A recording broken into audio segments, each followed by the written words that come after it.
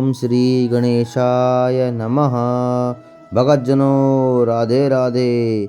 आज हम आपको माघ मास का 25वां अध्याय स्मरण कराएंगे। कृपया करें, ध्यान से सुने।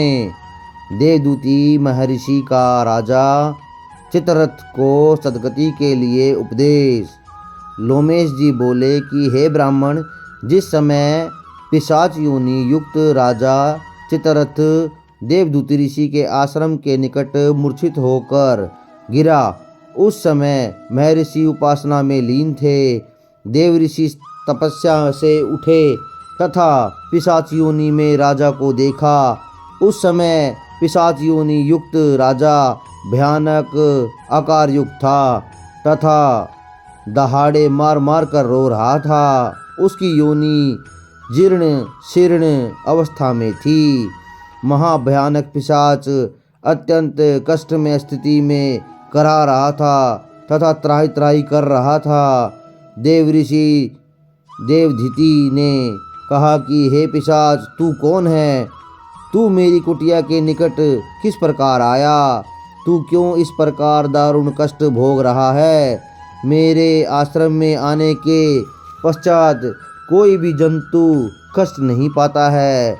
सभी को बैकुंठ के समान सुख प्राप्त होता है। अतः हे पिशाच, तू निर्भय होकर अपनी दारुण दुख को भय रहित होकर वर्णन करे तथा बता, मैं तेरी क्या सहायता कर सकता हूँ। पिशाच योनि युक्त राजा ने अनेक योनियों के पश्चात ऐसे शांतमय वचन सुने थे। राजा का रोना बंद हो गया। ऋषि के स्पर्श मात्र से पिशाच को लगा कि उसके आगे कष्ट दूर हो गए हैं। पिशाच के ऋषि के आचरण पकड़ लिए और कातर युक्त वाणी से बोला कि हे ऋषिवर, आपकी मनोहर शीतल व प्रेम युक्त वाणी तथा वचन सुनने से ही मेरी आत्मा को शांति तथा शीतलता प्राप्त हुई है। मुझे ऐसा प्रतीत हो रहा है जैसे मेरे दुखों को अंत हो रहा है तथा पुण्य उदय हो रहे हैं। यह कहकर पिशाच आत्मा ने ऋषि से कहा कि हे ऋषिवर, मैं मनुष्य योनि में राजा था। मेरा नाम चित्ररथ था। मेरी प्रजा सुख तथा वैभव से संपूर्ण संपन्न थी, परंतु दुर्गिन के साथ ही मेरी प्रवृत्ति बदल गई। मैं क्रूर हो गया, भोग विलास में फंसता गया, प्रजा पर अत्याचार करने लगा। प्रजा मेरे अत्याचारों से त्राहि त्राहि करने लगी। प्रजा जितनी दुखी होती, मैं उतना ही खुश होता। अपने अभिमान व गर्व के मद में अत्याधिक व गर्वित हो गया तथा भगवान विष्णु, जिनका केवल नाम मात्र लेने से प्राणी के बैकुंठ की प्राप्ति हो जाती है, उनका भी अनादर करने लगा। इस प्रकार चराचर के स्वामी तथा बैकुंठ दाता विष्णु भगवान के अनादर करने के कारण ही मुझे भयानक पिशाच योनि तथा नरक का कष्ट भोगना पड़ रहा है। पिशाच के कष्टों का वर्णन सुनकर ऋषि बोले कि हे मूर्ख, तूने माया मद लोभ व काम के वशीभूत होकर जघन्य अपराध किया है। भगवान विष्णु जो सृष्टि की उत्पत्ति करने वाले व संहार करने वाले हैं, उनका ही तूने घोर अनादर किया है। पापी तथा दुष्ट भी भगवान विष्णु का नाम लेने मात्र से बैकुंठ लोक की प्राप्ति होती है। जिनके यश का बखान करते हम ऋषि मुनि भी नहीं थकते हैं तथा उनकी वंदना में सदैव लीन रहते हैं। उन प्रभु नारायण स्वामी की आराधना तो प्रत्येक प्राणी को जन्म जन्मांतर तक करने रहना चाहिए तथा उनकी आराधना चारों अवस्थाओं में करते रहने चाहिए। हे मूर्ख, वेदोक्त धर्म शाश्वत है, यह सदैव चिरंजीवी है। सनातन धर्म का पालन करने वाले प्राणी कभी दुखी नहीं रहते। जो प्राणी असत्य का संरक्षण कर लेते हैं, वे धर्म के विरुद्ध चलते हैं, वे सदैव कष्ट पाते हैं। अरे मूर्ख प्राणी, भगवान विष्णु तथा शंकर तो लोक परलोक के स्वामी हैं, उनकी ही तूने निंदा की। तूने तो जघन्य अपराध किया है। तेरा तो दंड उचित है और तुझे निरंतर भोगना पड़ेगा। यह सुनकर पिशाच त्राहिमाम त्राहिमाम करता हुआ बिलक बिलक कर रोने लगा और मुनि के चरण पकड़ लिए कि हे ऋषि, मुझे बचाओ, मैं अत्यंत कष्ट में हूँ, मैं महापापी हूँ, मैंने त्रिलोकीनाथ भगवान विष्णु का घोर अपमान किया है, मेरे कष्टों का निवारण करें।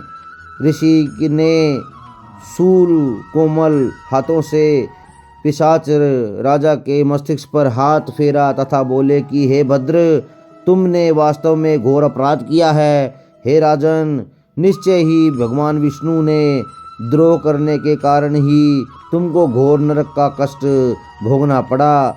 जहाँ तक तुम्हारी मुक्ति का प्रश्न है, उसका मैं तुम्हें उपाय बताता हूँ, ध्यान से सुनो। देवदूती ऋषि बोले कि हे भद्र, अगले मास ही माघ मास प्रारंभ होने वाला है, संभवतः तुम्हारे कष्टों का निवारण शीघ्र ही होने वाला है। तुम तुरंत महाराज तीर्थराज प्रयाग चले जाओ, वहाँ गंगा यमुना तथा लुप्त सरस्वती का पवित्र संगम है। यह शास्त्रोक्त तथ्य है कि संगम में स्नान करने से समस्त प्राणियों के तमाम कष्ट नष्ट हो जाते हैं। जिस प्रकार सूर्य की किरण अंधकार का नाश कर देती है, उसी प्रकार पवित्र तीर्थ प्रयागराज में स्नान करने से समस्त जन्मों के पापों का नाश हो जाता है। संक्षेप में मैं इतना ही कहना चाहता हूँ कि तीर्थराज प्रयागराज अत्यंत पुण्य स्थल है, वहाँ स्नान करने का फल अद्वितीय है। संगम के तमाम पापों तथा कष्टों का हरण संगम के पवित्र जल में स्नान करने से हो जाता है। संगम स्नान के बराबर न तो कोई तपस्या है न तप। प्रयाग स्नान समस्त यज्ञों से श्रेष्ठ है। संसार के तमाम दान प्रयागराज में संगम स्नान के सम्मुख तुच्छ है। प्रयाग संगम पर स्नान पृथ्वी पर स्वर्ग का द्वार है।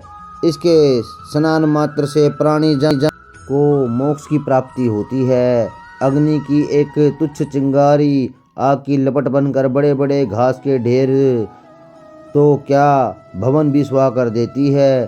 तू समझ ले, त्रिवेणी स्नान मात्र से तेरी पिशाच योनि नष्ट हो जाएगी, तेरे जन्म जन्म के कष्ट दूर हो जाएंगे। भगवान विष्णु तथा शंकर तेरे कष्टों को दूर कर देंगे तथा तू पिशाच योनि से मुक्त होकर मुक्ति को प्राप्त हो करेगा तथा स्वर्ग का अतुल्य सुख जन्म जन्मांतर तक भोगोगे। ऋषि बोले कि हे राजन, मेरी वाणी में इतनी शक्ति नहीं है कि मैं प्रयागराज स्नान का संपूर्ण महात्म्य की व्याख्या कर सकूं, क्योंकि प्रयागराज राज्य में संगम स्नान का पुण्य अलौकिक है।